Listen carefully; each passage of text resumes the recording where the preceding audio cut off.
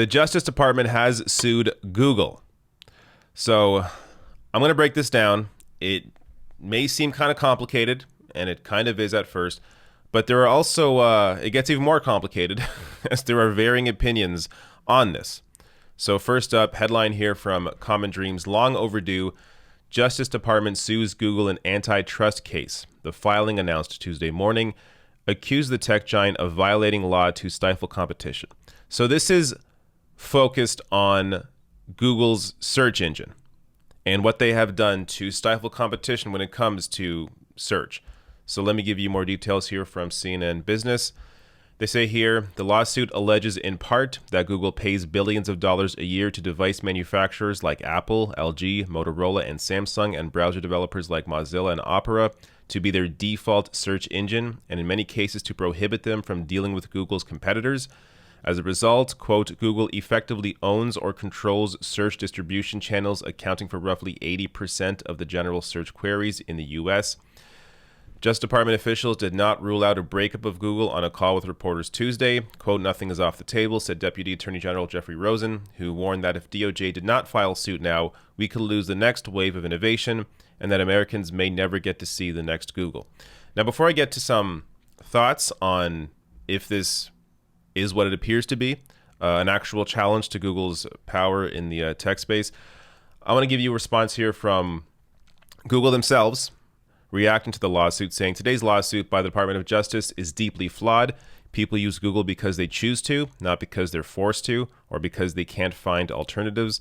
This lawsuit would do nothing to help consumers. To the contrary, it would artificially prop up lower quality search alternatives, raise phone prices, and make it harder for people to get the search services they want to use.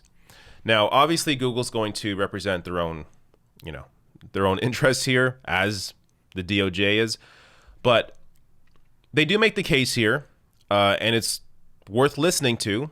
It's worth hearing them out, that they don't do anything different than what, say, cereal. I think they use cereal as an example here. Just like cereal, a cereal brand might pay a supermarket to stock its products at the end of a row or on a shelf at eye level.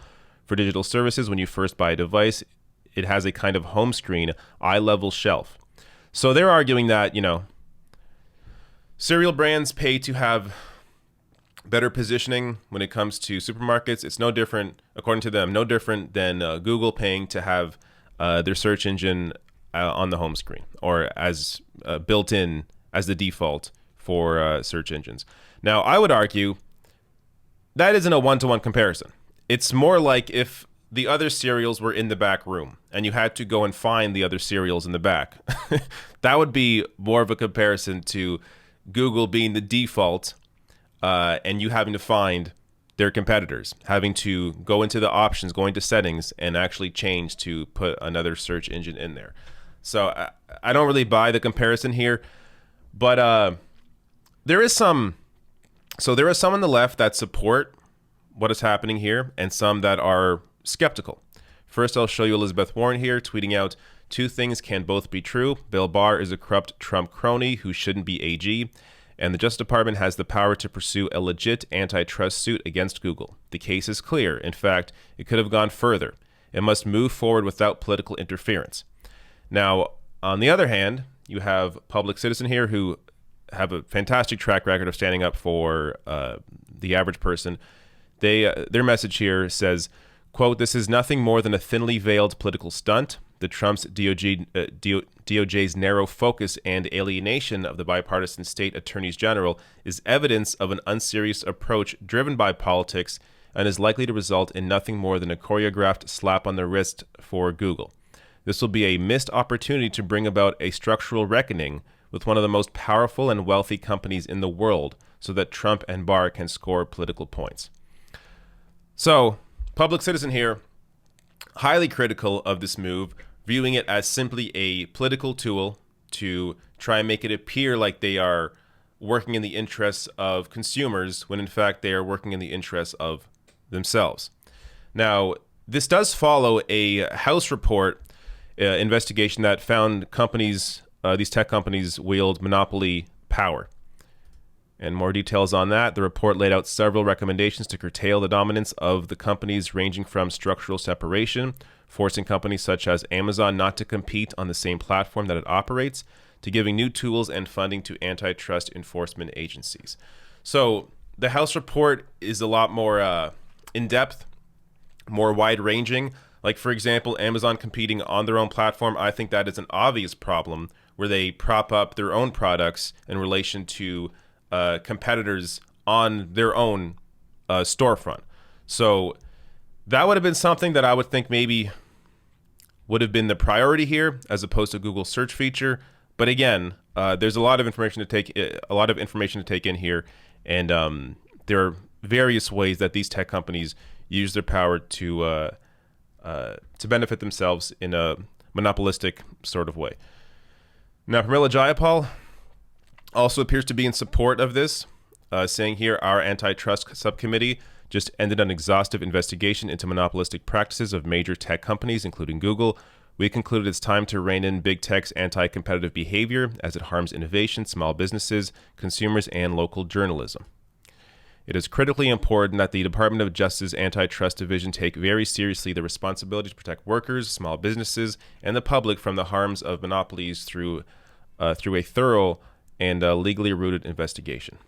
So again, Pramila Jayapal appears to be in support of the lawsuit, while also saying it should go further and have center workers and small businesses in lawsuits such as this. And I mean, when it comes to the Trump administration, there isn't a great track record of centering the interests of workers. So I understand the skepticism here from a public citizen. One last thing here, though. This, in all my research on this really appears to be the best way to take on this monopolistic power in the tech industry. According to Tom Wheeler, the former Federal Communications Commission chair under Obama, in an op-ed in Time, he wrote that, quote, abusive practices of the dominant digital platforms are so widespread and have become so embedded that there is no single solution.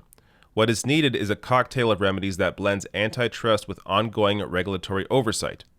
Wheeler argued that we have reached the point in our digital trajectory where we need a new regulatory agency with digital DNA, adding that if we're really serious about returning competition and consumer protection to the digital economy, it's simply not enough to look backward and redress a harm that has already occurred.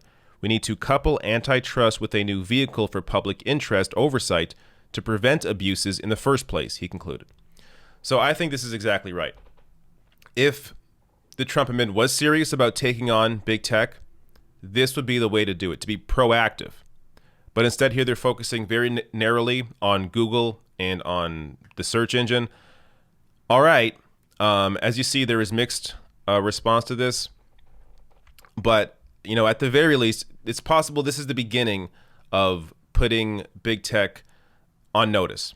And I assume, as has been pushed, especially by people like Elizabeth Warren, we're going to see a lot more of this, a larger discussion pushed on this in the future under a potential Biden administration.